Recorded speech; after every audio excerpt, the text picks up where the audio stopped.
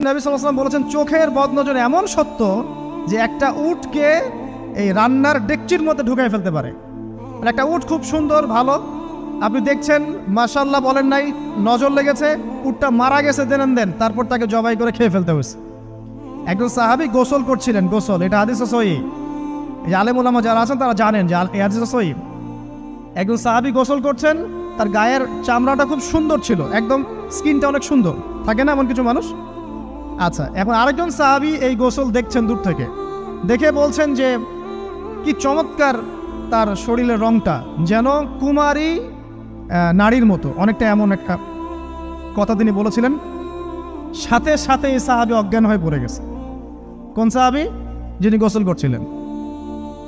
এটার আপনি কোনো ব্যাখ্যা দিতে পারবেন না তো, এখানে কোনো সায়েন্স দিয়ে বা মেডিকেল সায়েন্স দিয়ে আপনি কোনো ব্যাখ্যা করতে পারবেন না। একটা ব্যাখ্যা দিতে পারেন, কিন্তু কেন সেটা হলো সেটা আপনি অ্যান্সার খুঁজে পাবেন না।